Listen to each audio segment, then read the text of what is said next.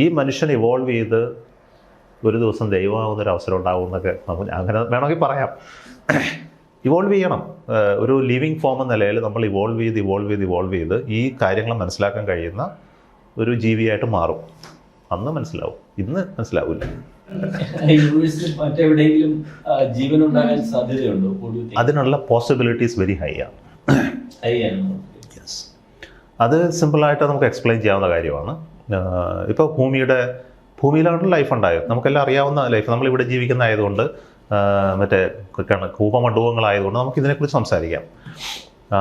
നമ്മളിവിടെ ജീവിക്കുന്നതുകൊണ്ട് നമുക്കറിയാം ഇവിടെ ലൈഫ് ഉണ്ടായിട്ടുണ്ടെന്ന്. പക്ഷെ നമുക്ക് ഭൂമിയിൽ തന്നെ നിങ്ങൾക്കറിയാമോ ലൈഫ് എത്ര പ്രാവശ്യം ഉണ്ടായിരുന്നു? ഒരു പ്രാവശ്യമാണ് ലൈഫ് ഉണ്ടായത്, 2 പ്രാവശ്യമാണ് ഉണ്ടായത്, അതോ 10,000 കണക്കിനാണ് ഉണ്ടായത്?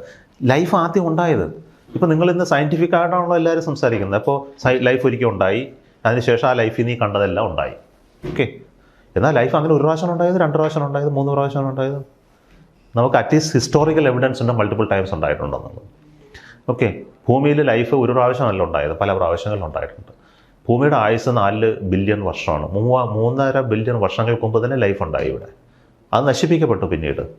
പിന്നീട് ചൂട് വന്നു, അതിനുശേഷം ഐസ് ഏജ് ഉണ്ടായി, കടന്നുപോയി, അപ്പോഴും ലൈഫ് ഉണ്ടായി, അതും നശിപ്പിക്കപ്പെട്ടു. അങ്ങനെ പല പ്രാവശ്യങ്ങളിലൂടെ കടന്നു വന്ന ലൈഫാണ് ഇത് കാണുന്നത്.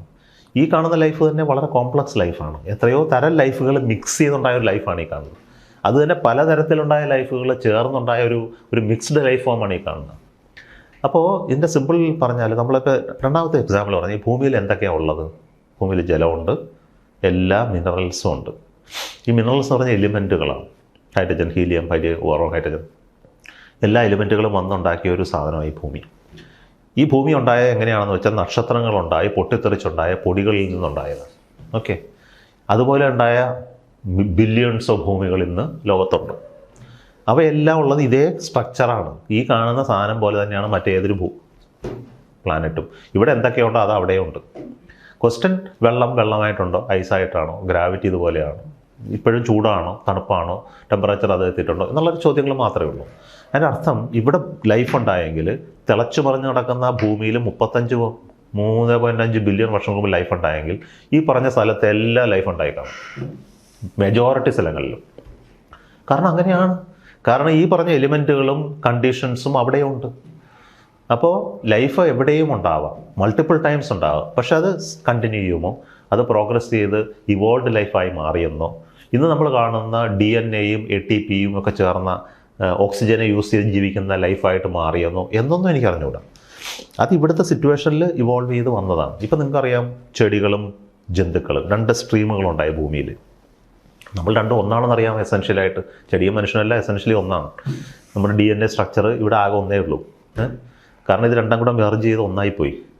നമ്മുടെ ഉള്ളിൽ കാണുന്ന മൈറ്റോകോൺട്രിയ എന്ന് പറയുന്ന സാധനം മറ്റെവിടുന്ന് വന്ന സാധനമാണ്. അപ്പോൾ ഇങ്ങനെയൊക്കെയുള്ള ഒരു കോംപ്ലക്സ് ലൈഫ് ഫോമാണ് നമ്മുടെ. ഇതുപോലത്തെ ലൈഫ് ഫോമുകൾ ഉണ്ടാവും.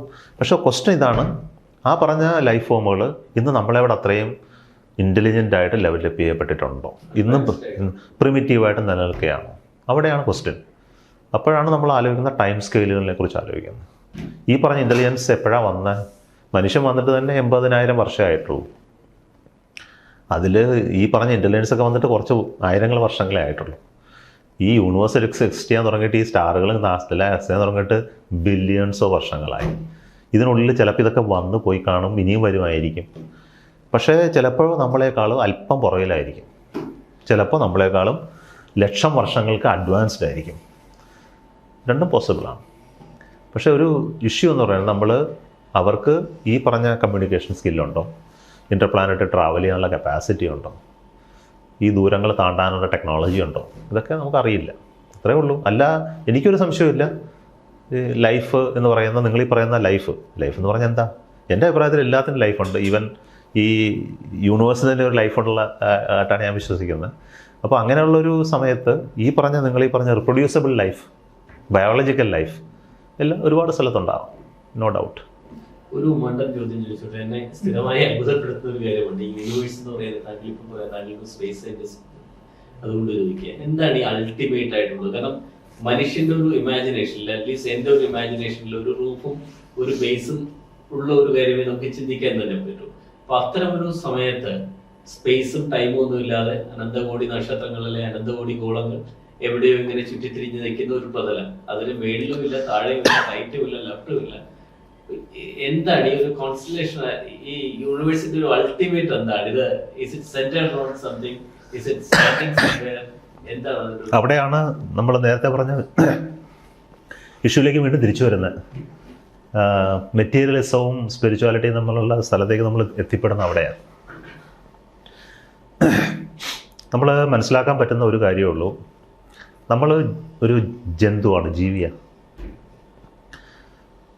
എസെൻഷ്യലി നമ്മളുടെ സെൻസറി പെർസെപ്ഷൻ വെച്ചിട്ടാണ് ഇതെല്ലാം അറിയുന്നത്. നമുക്ക് എന്തൊക്കെ സെൻസസ് ഉണ്ട്? കണ്ണ്, ചെവി, മൂക്ക്, വായ, പഞ്ചേന്ദ്രിയങ്ങൾ.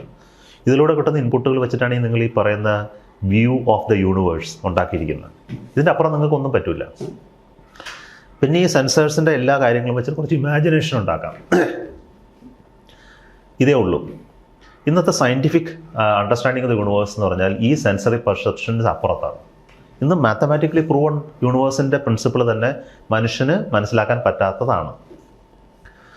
ഫോർ എക്സാമ്പിൾ സ്ട്രിംഗ് തിയറിയിൽ നോക്കിക്കഴിഞ്ഞാൽ 11 ഡയമെൻഷൻ സ്പേസിനെ കുറിച്ചിട്ടാണ് അതിനകത്ത് സംസാരിക്കുന്നത്.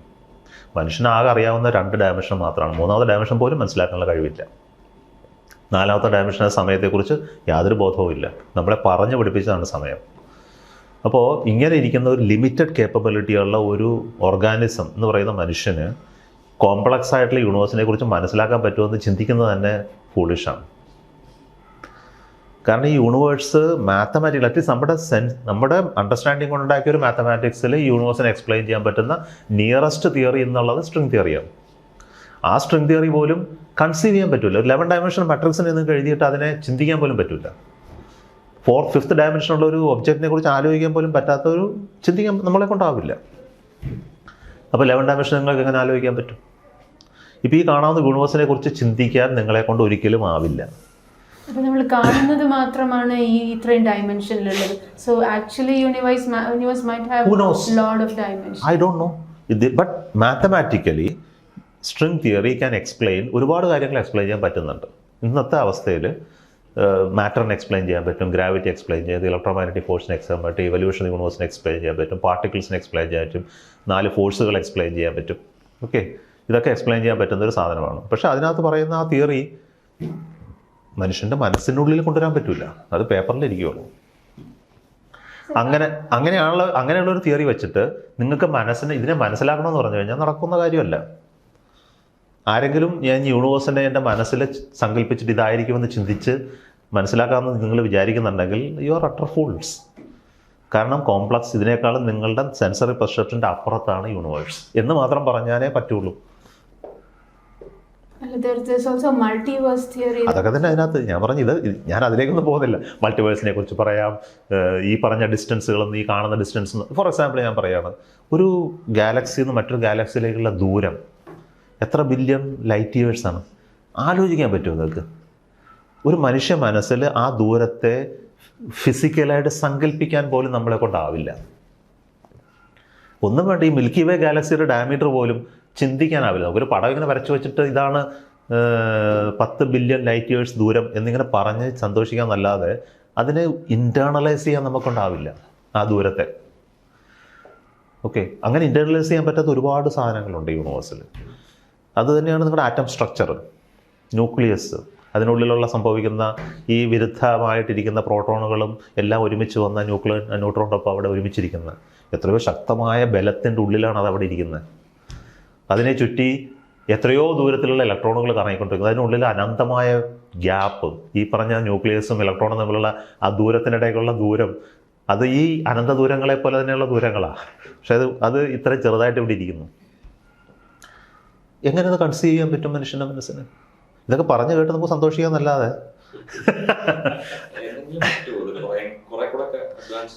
അല്ല, ഇതിനെക്കുറിച്ചുള്ള അറിവുകൾ റിസർച്ച് ചെയ്ത് നമ്മൾ കണ്ടുപിടിക്കാം. പക്ഷെ ഞാൻ പറഞ്ഞ ചോദ്യം അതാണ്, താങ്കൾ മനസ്സിൽ കൊണ്ടുവരാൻ ശ്രമിക്കുന്ന യൂണിവേഴ്സ് സാധ്യമല്ല. ഇമാജിനേഷൻ എന്നല്ല വാക്ക് ഞാൻ പറയുന്നത്. നിങ്ങൾക്ക് പേഴ്സണലി പെർസീവ് ചെയ്യാൻ പറ്റില്ല, എക്സ്പീരിയൻസ് ചെയ്യാൻ പറ്റില്ല. ഓക്കെ, നിങ്ങൾ ഒരു വെയിറ്റ് കൂടിയ കല്ല് നിങ്ങൾക്ക് എക്സ്പീരിയൻസ് ചെയ്യാം. ലിഫ്റ്റ് ചെയ്ത് നോക്കുമ്പോൾ അറിയാം ഭാരം കൂടിയ കല്ല്, അത് നിങ്ങൾക്ക് എക്സ്പീരിയൻസ് ചെയ്യാം. എന്നാൽ ഭൂമിയുടെ ഭാരം എക്സ്പീരിയൻസ് ചെയ്യാൻ പറ്റും? പറ്റില്ല. കാരണം it is beyond your capability to experience. അത് പറഞ്ഞ് മനസ്സിലാക്കണം. ഇത്ര ടൺ ഭാരമുണ്ട് ഭൂമിക്ക്, ഓക്കെ, നിങ്ങൾ ടണ്ണിനെ കുറിച്ചൊരു ബോധം ഉള്ളതുകൊണ്ട് നിങ്ങൾക്ക് ആ ബോധം ഉള്ളതുകൊണ്ട് മനസ്സിലാക്കാൻ പറ്റും. അതുപോലെ തന്നെയാണ് ഈ സാധനങ്ങളും. അപ്പോൾ അറിവ് പെടുമ്പോഴത്തോളം ആ എക്സ്പീരിയൻസ് ചെയ്യാനുള്ള കഴിവ് വർദ്ധിച്ചു വരുമെന്നും അങ്ങനെ ഒരു നിമിഷത്തിൽ ഈ ഫുള്ളിനെ കുറിച്ചൊരു ബോധം ഉണ്ടാക്കാനുള്ള കഴിവ് മനുഷ്യനുണ്ടാകുമെന്നൊക്കെയാണ് ഞാൻ പ്രതീക്ഷിക്കുന്നത്. അത് ഇനി ഇവല്യൂഷൻ്റെ പാർട്ടാണ്. നമ്മൾ ഇവോൾവ് ചെയ്ത് ഇവിടെ എത്തിയിട്ടേ ഉള്ളൂ. എനിക്ക് തോന്നുന്നത് ഒരു 10,000 വർഷം കൂടെ കഴിയുമ്പോൾ നമുക്ക് ആ കഴിവ് വരും. ഈ ഡയമെൻഷനുകളെ കാണാനൊക്കെയുള്ള കപ്പാസിറ്റി ഉണ്ടാകും. കാരണം അങ്ങനെയാണ്. കാരണം നമ്മൾ ഇവോൾവ് ചെയ്തുകൊണ്ടിരിക്കുകയാണ്.